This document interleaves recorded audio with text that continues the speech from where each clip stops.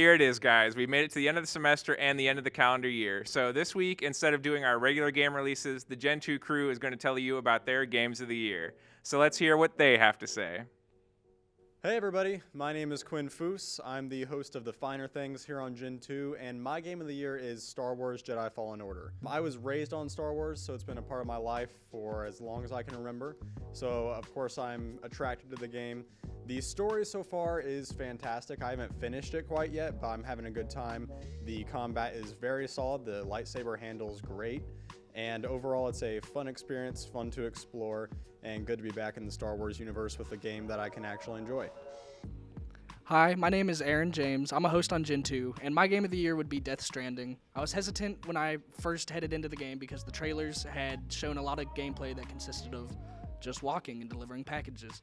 And it turned out that it ended up being one of the most enthralling experiences I've played in a while, and it's up there on my list of God of War with just how good it is and how epic like the story is in certain moments. It was a great game. It made walking fun. You know, I don't have to go outside to do it anymore, so. All right, my name is Wesley Ellington. I'm one of the hosts of Gentoo and also a host of Game Breakers. And this year, my game of the year is Mortal Kombat 11. I played a lot of Mortal Kombat growing up, way more than I should have, honestly. But, this year, Mortal Kombat 11 just spoke to me. You know, it was just a really fun game. I played a lot of different fighting games this year between, Super Smash Bros. And Dead or Alive 6 and Tekken 7, but Mortal Kombat 11 stuck out the most to me this year. And the reason why it's the game of the year is just because I didn't really play anything else this year. So that's my game of the year. Hi guys, I'm Keegan Cooper, and I was the creator of Cooper Challenge Arena this year on Gentoo. My game of the year is Borderlands 3. I've always been a Borderlands fan and have been with the series since it started, from Borderlands to Borderlands 2 and then the pre-sequel and now Borderlands 3. I love the cel-shaded style that Borderlands 3 offers and the shoot and loot, which everybody loves. You can always jump in with your friends and have a good time, and that's why I picked it as game of the year. Hello, I am Nathaniel Cochran. I am the mind behind D&DFD. I'm actually Dicey. My favorite game this year is Fallout 70, Monster Hunter Iceborne. Monster Hunter Iceborne was an expansion for Monster Hunter. They've added in 25 new monsters, a bunch of new weapons, 2 new maps, a new way to play the game, actually. And yeah, for the low price of $40, it was definitely worth it. Definitely. I'm not a schmuck, I swear.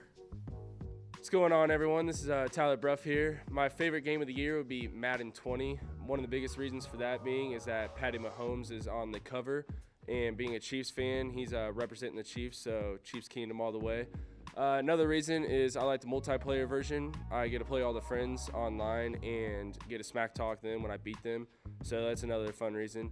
Another good mode that's on the Madden 20 this year is the KO mode, and this allows you to have a different team every time you.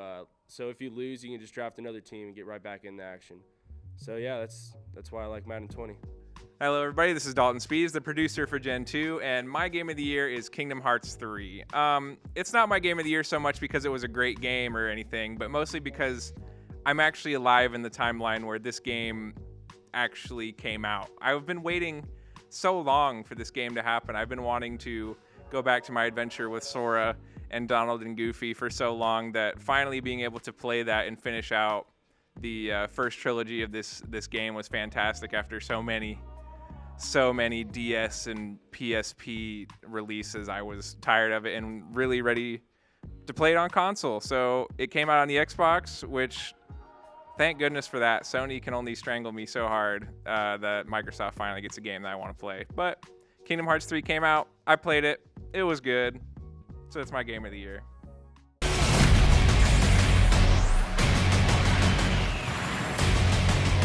With thicket fence and rambling road.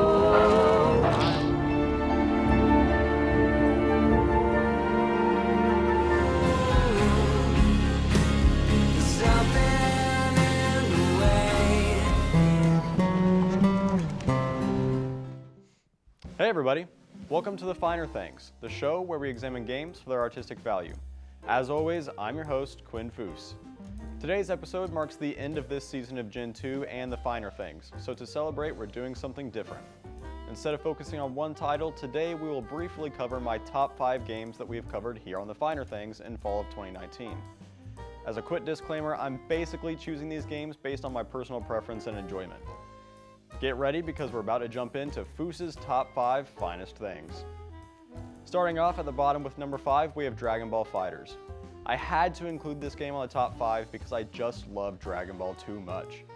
While the game doesn't do anything too fancy or new, I cannot emphasize how awesome it is to play a fighter title where I can blast enemies with a Kamehameha as Super Saiyan Goku. In addition to the fun factor, the animation's similarity to that seen in the anime makes this one a must-play. At number 4, we have Fallout 3. This game earns its place on the list because of its absolute timelessness. Bethesda's first venture into the wasteland after acquiring the rights to the Fallout series was by far its best and always deserves another playthrough. Moving on to number 3, we have What Remains of Edith Finch. By now you all know that I don't get into indie games all that often, but when I do, I always genuinely enjoy myself. What Remains of Edith Finch is one of the most beautifully animated games that I have ever had the pleasure of playing, and it is at the very least among some of the most visually interesting titles of the current generation. Matched with a sad but sweet emotional journey, this story is one that no one should miss out on. Coming in at number 2 is The Last of Us. I don't have to remind any gamer of the profound reputation that this title from Naughty Dog holds in the community. The story is an A+ on all counts, and the world that the developers built up feels like a real and believable one. The ending of The Last of Us stuck with me for a long time after my playthrough, and I cannot wait for the sequel that is set to release in May of 2020. Finally sitting at number 1 is Red Dead Redemption 2. I waited so long for this game to come out. There's really nothing like solid revolver gameplay in a Wild West setting, and only Rockstar Games has been able to deliver on that. The title's immersion is the best that it could be, with great visuals, incredible sound design and audio tracks, and a visceral narrative. Don't short yourself by missing out on Red Dead Redemption 2 this console generation, cowboys. Alright everyone, that was Foos's top 5 finest things. Thank you for joining me today on The Finer Things. I hope you enjoyed the countdown. Thanks for watching. Hey there, and welcome to Anticipated Releases. This week brings us to our final episode of the show for the season. I'm really happy that I've been able to work with such a great crew of guys that love giving you content. With each season, I feel a stronger connection with my crew and all of the members of KNWT in general. As I've gotten older, I've realized the importance of these connections. So I thought, what better game to cap off this season as my game of the year, other than Death Stranding? A game whose entire point of existing is for connections to be made between players, all while never seeing or interacting with them directly. When you play this game, with a stable internet connection, you're going to be put on a server with other players. And after you connect certain areas of the map, you're going to be connected with other players who are of similar progression. If they build something in their game, you're going to see it in yours. If these structures bother you, you can dismantle them, such as if a player's object is blocking your movement. You could create a mailbox that you and other players can drop packages in. You can pick up other players' packages and deliver them for extra likes, or if you find a package and don't feel like lugging it all the way back to a station, you can drop it off in a mailbox and let someone else take care of it. You get likes from other players on the things that you build, and you can like other players' structures. This helps with leveling up your character's abilities, as well as adding a feeling of satisfaction that comes from knowing other people are using and approving of your contribution. Some structures require materials to build, so a player may not have enough to complete them when they're trying to put the structure up. If this happens, you can add the materials they need to help them finish it, and some structures are even pre-planted throughout the world and are meant to be completed as a community effort to make navigating the areas easier. I've honestly been amazed with the connected online worlds that allow equipment and structures of the other players to appear in your games. Some people have been worrying that you're going to miss out or that everything's already going to be built when you get to play, but not once have I come across a moment where the gameplay was taken from me. I often find exactly the buildings I'm happy to see, such as power stations next to shelters or zip lines up in the mountains. But there's always something missing, and I get to add that myself. And if, for example, there's a bridge in a certain spot that has a bunch of likes, you could always disassemble it in your world, put your own bridge up, and then hope that people whose world your bridge is appearing in will drop you some likes as well. One of my favorite parts of the online component were the natural paths. If everyone takes the same route to an objective, a physical path begins to form. This path has practical applications because rocks and debris will actually start disappearing from the path, allowing for much easier navigation. There's areas that I can drive to now that I couldn't because of all the rocks that were in the way, but since we've been walking the heck out of it, it's cleared up. For as long as I could go on talking about this game, my time for this season's up. I hope to see you back here for the next chapter of Gentoo. DayZ releases for the Xbox One and PlayStation 4 on October 15th. Finally, you can enjoy survival in DayZ's zombie apocalypse on console. Try your best to survive as long as possible, all while dealing with zombies, hostile player interactions, and severe weather hazards. But don't forget to make a few friends along the way. Oh, I know a friend I made along the way. Ooh. Feels nice to just chill out. Wait a minute. I forgot to do my pack. And where in the world is my headband at? I've got everything I need. I've got the TV, I got the PS2, and I've got the converter. It's about time to... Welcome to another edition of Game Breakers. I'm your host, Wesley, and this week we're going to be playing NBA 2K19 once again, but we're going to be playing my career on NBA 2K19. So this time we're going to go over... Welcome to another edition of Game Breakers. I'm your host, Wesley Bertha, and this week we're going to be doing a preview of Israel Adesanya versus Anderson Silva on UFC 3. Now, I'm really excited for this week, guys. I mean, I did so bad.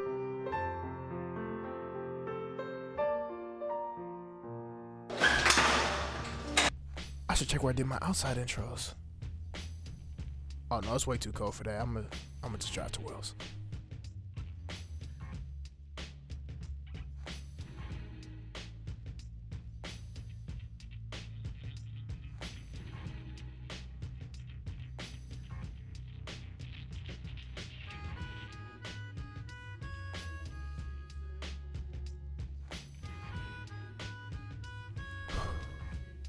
Finally. Time to do it one more time. That's right, welcome to the very last episode of Game Breakers here on Gentoo. Today we're going to be running through my top 3 favorite sports games of all time. And starting off at number 3 is NFL 2K5.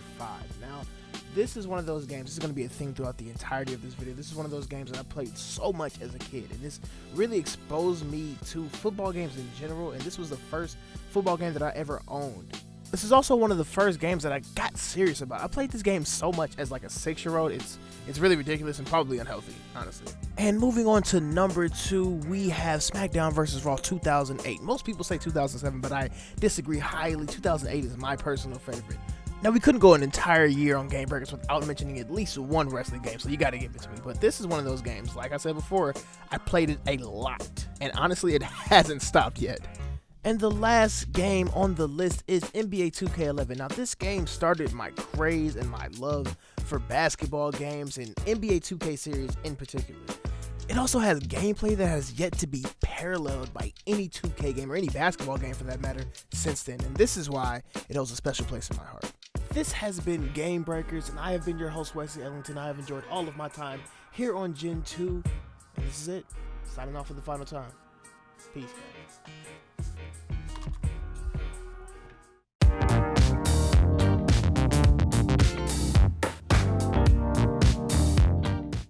Hello, everyone, and welcome to the final episode of Project Delta for this season. I'm Dalton Spees, and this week with me I have... Aaron James. And finally, we are delivering... Get it? Delivering to you an episode of Death Stranding. Usually we leave reviews of movies to Nerd Central, but here we are. I'm just kidding, Aaron. Death Stranding, it's of course... I don't care what you think. the newest game from Hideo Kojima, but from what I've read, at some points it does seem like a movie with many of the cutscenes lasting over 30 minutes, and it totals at about like 7 hours worth of cutscenes just for this game. So... that's a lot of cutscenes, right? It's quite a bit of cutscenes, and there's quite a bit of gameplay to go with it. But how do you feel about all the cutscenes in this game? I feel like they were very well done, and actually, like, until the end of the game, like, you're given cutscenes, but, like, here and there. And then the finale of the game, And there's, then like, just 2 to hits 3 hours of Oh, cutscenes. that is, ugh. Yeah. So what are we doing here? Are we ready to go? Is this Yeah. I was getting my materials, my tools for this trip we're about to take. Got to deliver some old movie reels to this film director. Oh, I think I know a film director who might be in this game. But, of course, one of the main reasons that this game is so cinematic is not only do we have Hideo Kojima, who has made some very cutscene-heavy games in the past, we also have Guillermo del Toro and, of course, Norman Reedus, who is... they're both some huge names in the industry, so how big of a role do you think these two played in the making of this game?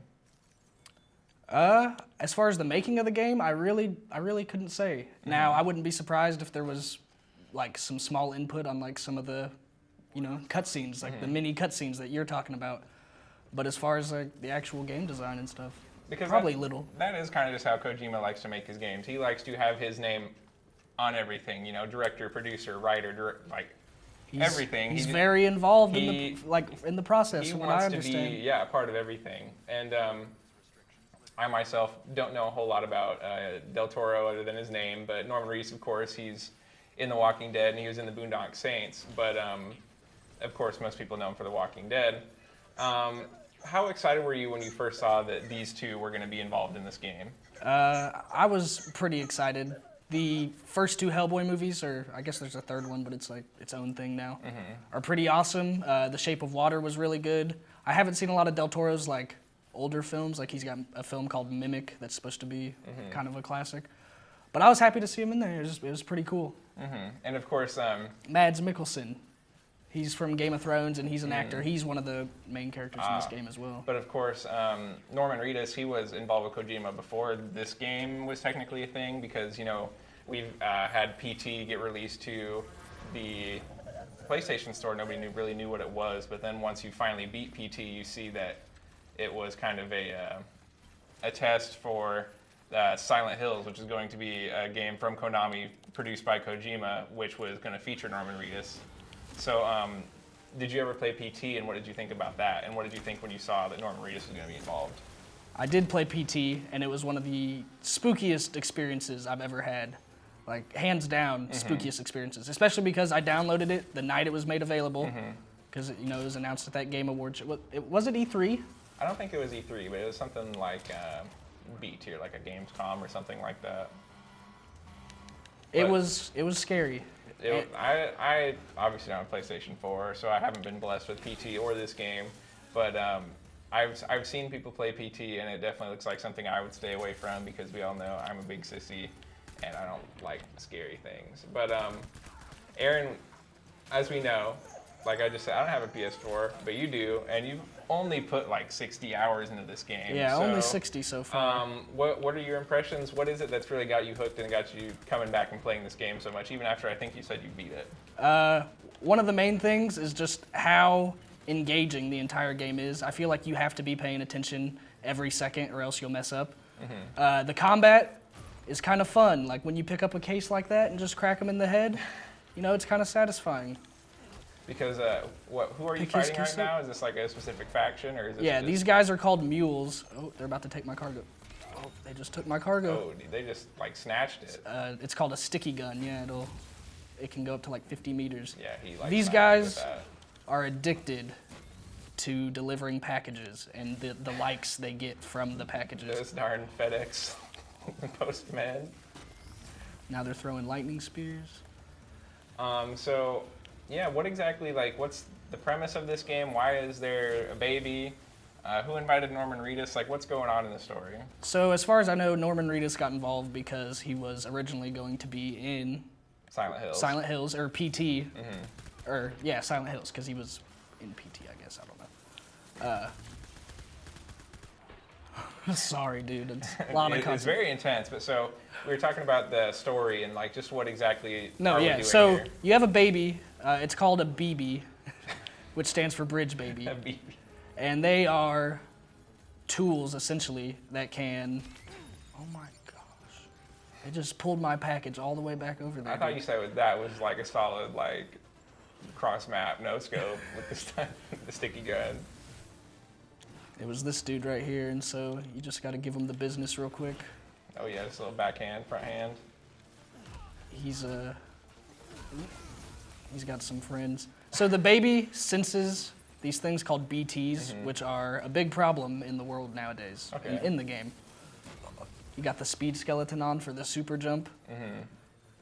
But anyway, they're basically the dead coming back to life, I guess. Not fully alive. They're entering into the world of the living. Okay. And the baby was born from a still mother, and because of that, it can sense the BTs. That is some Yeah, spooky business. it is some right it is there. some spooky business, and I will say that like some of the inspiration of PT, I guess, or Silent Hills. Like, you can feel it in this game. There are some very intense and even spooky moments, like, living And then throughout the game. another thing I wanted to ask was, are there any other games that you've played that you can compare this to? Like, maybe another walking simulator, like Co-op? Nothing. There's nothing to compare this to. I really believe that, too. Like, You just think that it's, I've, read articles online that people are saying that this is really just going to bring about a new genre of video games and just like how people change it. So how do you think that this will affect how people make games in the future? Of course, we've got like the PS5 and Project Scarlet coming out next year. Do you think we'll see more games that just kind of go off the rails into something totally new that we've never seen before? yeah, and some of the stuff I think that they're referring to when they say new genre and whatnot is where, like, aside from sports games and then the occasional walking simulator, like, there has not been, especially a full-fledged AAA game, where the focus is not killing people and trying to avoid that, like, as much as you can. Yeah. And then even more so, they took the online aspects of Dark Souls, where you are connected to all these players and you have them popping in and out of your world. And they've taken it to a whole nother level with all the structures, like this generator right here, built by another guy. The safe house, built I remember by you other talking players. about how proud you are of your accomplishments and all of your upvotes on your Yeah. special platform that you placed down. So is that just some gratification for you to know that other people are enjoying what you put out into the world? And the fact that you're helping them too, like knowing that, like, yeah, they enjoyed it, but they also, more than that, it was helpful. Yeah, people aren't going to upvote you if it's a bad, like ladder doesn't help drops anybody, you right into a canyon. Yeah. But so the last thing I want to ask is, right now Death Stranding is sitting at an 83 on Metacritic, and its user score is a 5.8. Do you think these scores are lower than this game deserves, and why do you think they're that way? The overall critic rating, the 83, I can understand because it's divisive. Like, and if you look at it, I don't even think it's that divisive. If you look at the scores, there's like 29s, like 10 10s. Like, for the most part, it was rated highly, but then there's a few reviews that drop the overall score, like the IGN 6.8, and some other dude gave it a 3 or something like that, which is crazy. But this guy kind of looks like the user reviews, I mean, I don't trust that on Metacritic ever, because if I like this game, I'm giving it a 10. If I don't like this game, probably haven't even played it, just don't like the people around it, 0 out of 10. It's the worst game. Well, that's going to wrap up our show this week and for the season. Aaron has so much more to say, but we're going to wrap it up. So thank you, Aaron, for coming on. I'm Dalton Spees for Project Delta, and we'll see you next season.